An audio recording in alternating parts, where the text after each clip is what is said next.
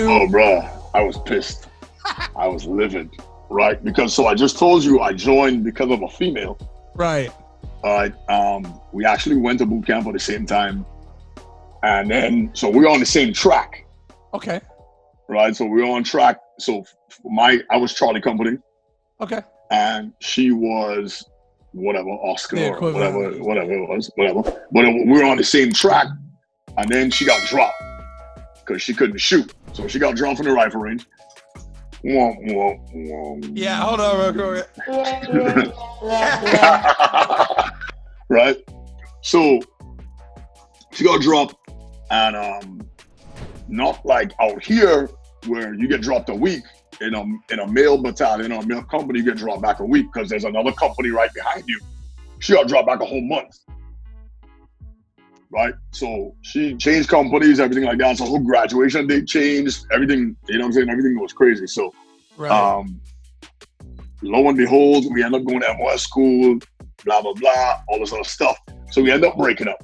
Long story short, we end up breaking up. So I'm like, what the F? Right? So I was like, I did all of this for this chick. And then, so you wanted that romantic ending, huh? Like, we all just end up happily ever after. Because the recruiter, you know what I'm saying? The recruiter was like, hey, y'all gonna get married, you're gonna this, you're gonna that. So I was like, easy day, no problem at all. You know what I'm saying? I'm like, all right, cool. Yeah, and of course he was like, oh, you're gonna make all this money. I already knew what kind of car I was gonna buy. You know what I'm saying? At the time, this is when the Cadillac CTS first came out. So I remember being like, this is 2005, right? So I'm like, yeah, I'm gonna buy me a Cadillac. You know what I'm saying? Like, yeah. Boy. Did you end up getting it? Nah. So my driving record was terrible, right, in the beginning. So had I not joined the Marines, I probably still wouldn't have a driver's license right now. You know what I'm saying? Like 15 years later, my driving record was real bad coming out of Florida. So I didn't even have a driver's license when I joined, as a matter of fact. Right? Wow. I had like an ID card. I didn't have a driver's license. So So you worked on cars, but you couldn't drive them. Right? It was crazy. Right? So it wasn't working out. That wasn't working out for me. You know what I mean? And then, so whatever, we ended up splitting up. And I was hoping to stay on the East Coast. You know how that goes once you pick your MOS. Because I didn't even know what my MOS was going to be. I just knew it was going to be 6,000 something, right? So my thought process at the time was, I already know how to work on cars. Let me go learn how to work on jets, right? So I signed up aviation option. Right. So 6,000 something MOS. And then I ended up getting 6074, which is cryogenics. So you were ordnance, right? Yep, ordnance. Right? So you actually know what cryogenics is. Yeah. Right? Because you all work with nitrogen and stuff like that. So a lot of people have no idea what that is, including me. I had no idea what it was. They came up to me at the end of MCT, and I actually thought I was going to go to Pensacola, like every other aviation MOS does, for the most part. And instead, they end up sending me to Cherry Point. So, Cherry Point, North Carolina, for like 7, 8, 9 months. The school is real long, right? Because you're learning like liquid oxygen, nitrogen, all this other kind of crazy shit. And so we end up going there. And then, so when they're like, oh, pick your 3 choices or whatever. And I was like, I think I put overseas, East Coast, West Coast, right? So I was like, yeah, I want to go to Japan. So, because I was into cars, right? So I was mostly into like import cars, and I was like, yeah, go to Japan and buy me a Skyline and all this other kind of crazy shit. Yeah, I got it all mapped out. Right, I did all figured out for it. So I saw the movie. Right. So, so I ended up getting West Coast. So nice. Bottom of the barrel, bottom choice. Came out here. Was on Miramar. At the time, I was like, I can't wait to get out. Right, 5-year contract. Yeah. So I was like, because I was like, well, this sucks. This sucks. I miss my friends, whatever. Now, I still played the part though, right? I looked good in uniform.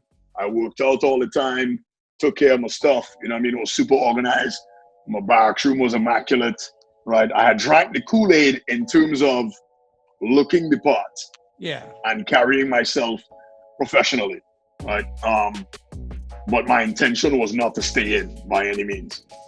And so that was like 2006. So I showed up to Cali in 2006 and hooking and jabbing, you know.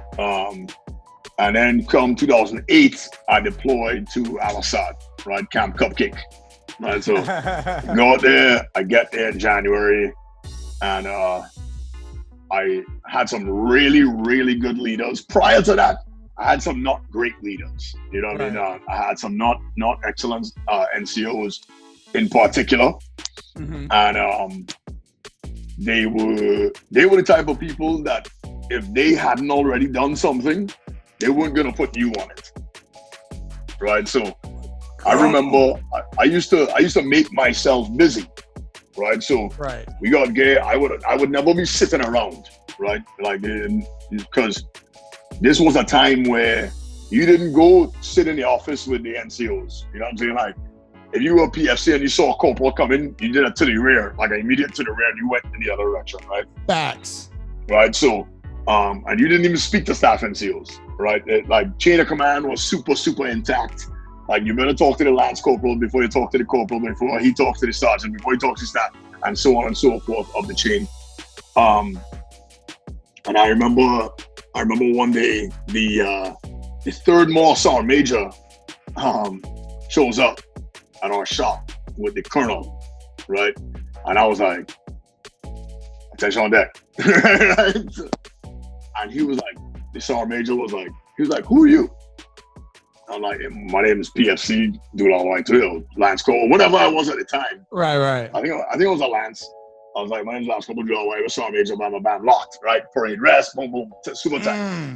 And he's like, what are you doing? I'm just making sure this gear is covered and aligned and everything is lined up. Boom, boom, boom, boom. He's like, I like that. Tight. Right? He's like, you going on meritorious board? And I was like, I don't know what that is, Sergeant Major.